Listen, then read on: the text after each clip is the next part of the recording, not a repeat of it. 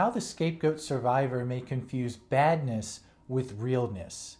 Do you define the real you as someone who has low self-worth, is insecure, or anxious?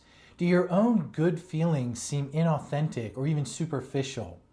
And does life feel like it needs to be a struggle in order to feel real to you? The scapegoat child to a narcissistic parent is no stranger to feeling bad. If this form of abuse is chronic and severe enough, the child can confuse badness with who they are. After surviving a childhood of narcissistic abuse, good feelings may feel inauthentic. There are good reasons for this, and in today's video, I'm going to explain what some of those reasons are. Next, I'll describe how the pursuit of an authentic bad self can be compelling, yet still false. And if you watch until the end, I'll lay out the steps to making a good self feel real. Well, my name is Jay Reed, and I'm a licensed psychotherapist in California, and I specialize in recovery from narcissistic abuse. So in my professional and personal experience, I've worked to identify the fundamentals to the process of recovery. And this has led me to what I call the 3 pillars of recovery. Pillar number 1 is making sense of what happened. Pillar number 2 is gaining distance from narcissistic abusers and closeness with safe people. And pillar number 3 is living in defiance of the narcissist rules. It's also essential to find and participate in communities who can get, validate, and support you on this path. And today's video falls under pillar number 3, living in defiance of the narcissist rules. I've seen and experienced large improvements in quality of life after applying these pillars. And if you want an in-depth guide for how to weave these pillars into your own life, you can check out my recently released book on Amazon. It's called Growing Up as the Scapegoat to a Narcissistic Parent, A Guide to Healing. And for a relatively low cost, you can understand this approach to recovery and see how it has worked in the many case examples throughout the book. There's also a more immersive guide to the 3 pillars of recovery through my online course called Recovery from Narcissistic Abuse.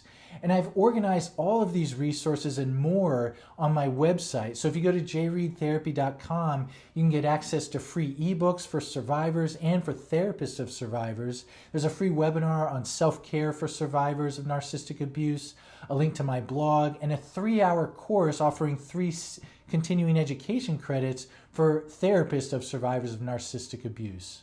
How the scapegoat child is led to confuse badness with realness.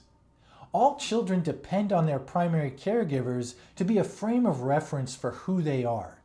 Parents are in a particularly powerful position to signal to the child what about them is real. The ways the child is responded to will tend to feel more real than what goes ignored by the caregiver. In good enough scenarios, the child's parents appreciate and respond to the child. They hold a baseline level of unconditional acceptance towards the child. Then they notice the original expressions, traits, and ways of the child.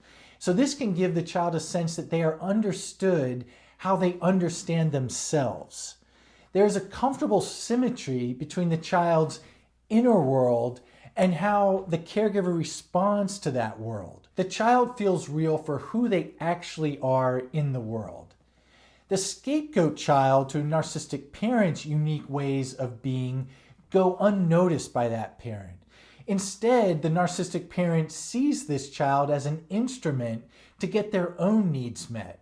So the child is earmarked to embody the worthlessness that the parent cannot bear to feel. The narcissistic parent cherry picks faulty attributes of the child in order to recognize. None of us are perfect. The scapegoat child, like all children, are going to make mistakes. And the narcissistic parent selectively responds to these mistakes with scorn and contempt. And this happens against the backdrop of not responding to the child's good traits or behaviors. So a scapegoat child is left to conclude that the only things real about them are bad.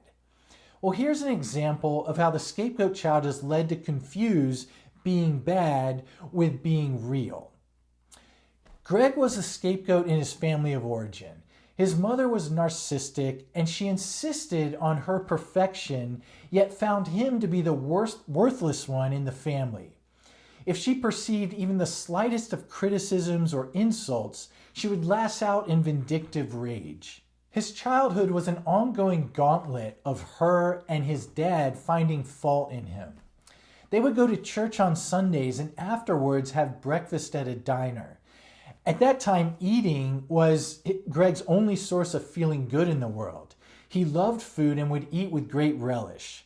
"Greg, chew your food before you swallow," his mother would exclaim, bringing his father and sister's derisive attention towards him. Then on the car ride home, she started a conversation with Greg's father about how Greg eats too fast. She said, "Greg just will not chew his food. He just swallows it down whole. He's going to become obese." Well, Greg felt searing shame and intense worry that he was going to turn into something bad. He wasn't sure what obese meant, but he knew that it wasn't good. Greg looked out the window to get absorbed in what he saw and leave these feelings behind him.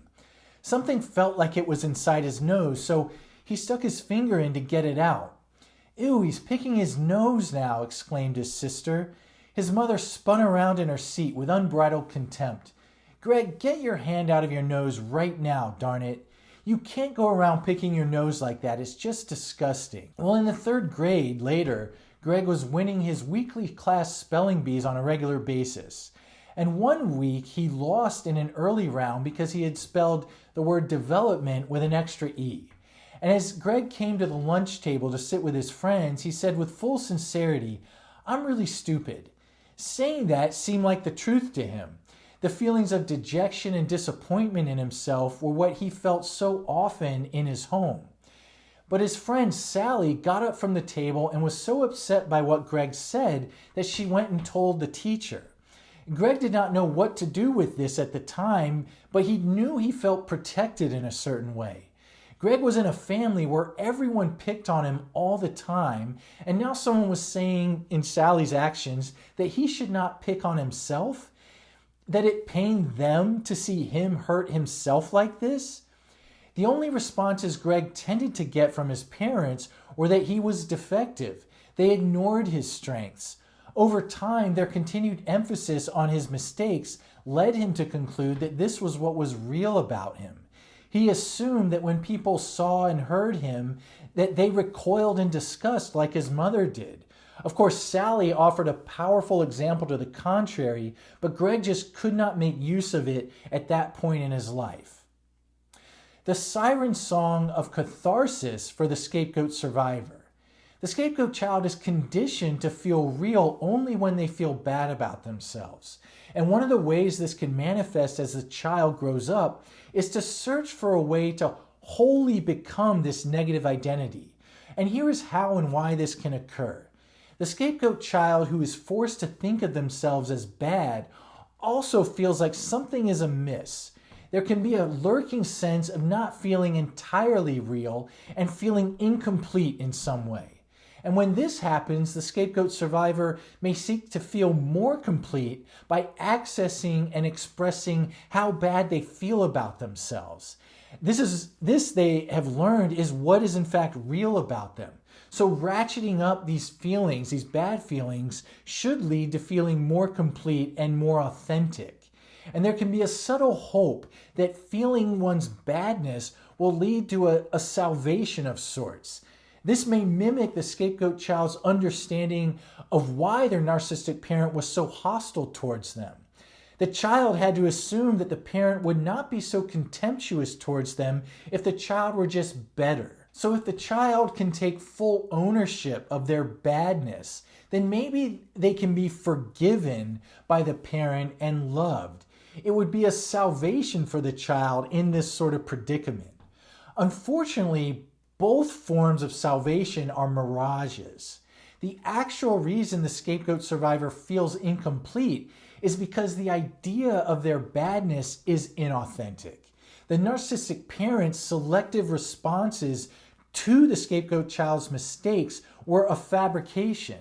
The intent of this was to get the child and the parent to believe the lie that the child was worthless. So the child is going to feel a gnawing sense of being inauthentic because this identity as the bad one is built on a lie.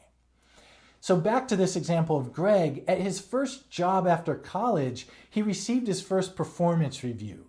And before walking into his boss's office, he braced himself to be told how bad of an employee he was.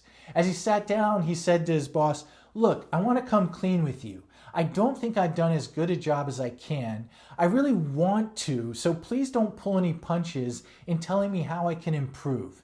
Admitting his flaws at the outset felt like he was being honest to himself. To his surprise, his boss said, "Well, Greg, you've given me no reason to throw any punches. You care about your work. You turn in good to excellent deliverables. If anything, I'd want to address your perception of your performance. I think you're, in fact, shortchanging yourself." In a situation where Greg could be evaluated well or poorly, his sense of badness initially tried to take control. He confessed his underperformance and showed openness to being shown how to improve. And this felt like he was being honest about who he was, at least in the way his family had conditioned him to think of himself. His boss's response highlighted how Greg was actually received in his world. But at the time, Greg found this feedback to be very confusing and even unreal. Finding what is good and real in yourself. Trying some wrong. In the movie 40-Year-Old Virgin, Steve Carell plays the main character named Andy. He gets outed by his friends as being a 40-year-old virgin, and they try to help him break this streak. In one scene, they take him to a nightclub and coach him on how to approach women. So his friend, also named Jay, played by an actor called Romani Malco, is encouraging him to approach a woman, and Steve Carell says, This doesn't feel right. Of course it don't feel right. What has felt right for you doesn't work. You need to try some wrong, dog. I cannot think of a better way to put it. The task for the scapegoat survivor is to redefine what is real about themselves. To date, real may have been the same as being flawed.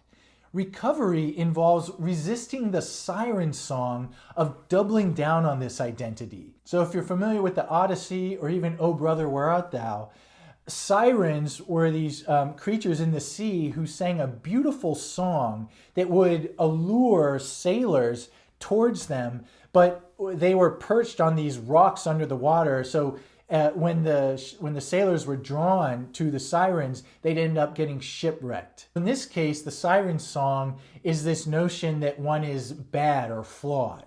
Next, the survivor can try what feels unfamiliar or even unreal. And this step may mean tolerating feelings of being lost, disoriented, inauthentic, and anxious. I cannot overstate how important safe other people are to this process. As the scapegoat survivor moves from the narcissistic family who responded to them as if they were bad, they need responses from people who see the good in them.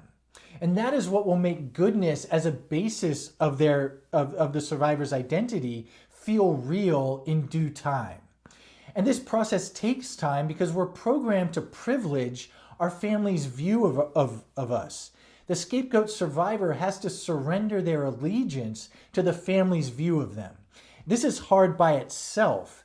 Next, the survivor attempts to replace this view with safe friends and partners' views of them. Although these views will be more accurate and kind, they will initially feel unfamiliar. So the survivor may also feel disloyal for believing people outside of their family. And these feelings are all understandable and can be temporary. That with persistence and time, such feelings can subside and a new, more accurate definition of real can take hold. Well, here's how Greg tried some wrong. When Greg was in his mid-20s, he went to therapy. He knew he felt off inside, but he didn't know why nor what to do about it. He met with a therapist who smiled kindly at him at the first session. He seemed to like Greg. This was the beginning of what turned out to be a long-term therapy. In about the 4th year of treatment, Greg saw more clearly the ways he actually was in the world. He was funny, he was intelligent, he was warm and kind, and he was also drawn to woodworking. He was drawn to cooking. He also knew that when he did these things, he felt unreal, anxious, and even depressed. It was the mutual understanding he had with his therapist that helped him persist. He did not feel alone in trying to make real the actual parts of himself that had gone unresponded to by his narcissistic mother. Greg would commit to acting these ways in the world as much as he could. Sometimes when he was going to woodworking class, it seemed like every part of him was screaming not to go, and yet he often would proceed. Over time, his inner resistance to doing what was good and real about him subsided.